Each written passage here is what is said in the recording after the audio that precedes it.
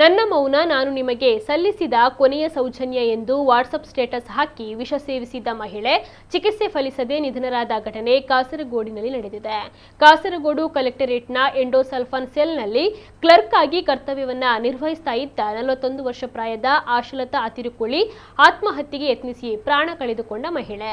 ಜಿಮ್ಗೆ ತೆರಳಿದ್ದ ಆಶಲತಾ ಮಧ್ಯಾಹ್ನ ತಾನೇ ಸ್ವತಃ ಕಾರು ಚಲಾಯಿಸಿಕೊಂಡು ಚೆಂಗಲದ ಇಕೆ ನಾಯನಾರ್ ಸಹಕಾರಿ ಆಸ್ಪತ್ರೆಗೆ ಬಂದು ತಾವು ವಿಷವನ್ನ ಸೇವಿಸಿರುವುದಾಗಿ ವೈದ್ಯರಿಗೆ ತಿಳಿಸಿದ್ದರು. ಕೂಡಲೇ ಚಿಕಿತ್ಸೆಯನ್ನ ನೀಡಲಾಯಿತಾದರೂ ಕೂಡ ಪ್ರಯೋಜನವಾಗದೆ ಸಾವನ್ನಪ್ಪಿದ್ದಾರೆ.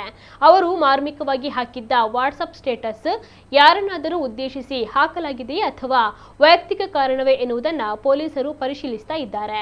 ಪ್ರಸ್ತುತ ಯಾವುದೇ ಡೆತ್ ನೋಟ್ ಪತ್ತೆಯಾಗಿಲ್ಲ. ಎಂಎ ಮತ್ತು ಬಿಎಡ್ ಪದವೀಧರೆಯಾಗಿದ್ದ ಆಶಲತಾ ಕಲೆಕ್ಟರೇಟ್ ರೀಡಿಂಗ್ ಕ್ಲಬ್ನ ಅಧ್ಯಕ್ಷರಾಗಿದ್ದರು.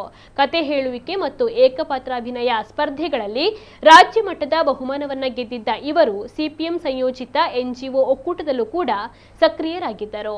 ಮುಂಬರುವ ಓಣಂ ಆಚರಣೆಯ ಸಿದ್ಧತೆಯಲ್ಲೂ ಕೂಡ ತೊಡಗಿಸಿಕೊಂಡಿದ್ದರು. ಚಿಕಿತ್ಸೆ ವೇಳೆ ನೀಡಿದ ಹೇಳಿಕೆಯಲ್ಲಿ ಆಶಲತಾ ತಮಗೆ ತೀವ್ರವಾಗಿ ಒಂಟಿತನ ಕಾಡ್ತಾ ಇರುವುದಾಗಿ ತಿಳಿಸಿದ್ದರು. ಇವರ ಪತಿ ಗಲ್ಫ್ನಲ್ಲಿ ನೆಲೆಸಿದ್ದರು ಎಂದು ತಿಳಿದು ಬಂದಿದೆ. ಪತಿ ಅಜಯ್ ಕುಮಾರ್, ಮಕ್ಕಳು ಹಾಗೂ ಕುಟುಂಬಸ್ಥರನ್ನ ಇವರು ಅಗಲಿದ್ದಾರೆ. ವಿದ್ಯಾನಗರ ಪೊಲೀಸರು ಶವ ಪರೀಕ್ಷೆಯ ನಂತರ ತನಿಖೆಯನ್ನ ತೀವ್ರಗೊಳಿಸಿದ್ದಾರೆ.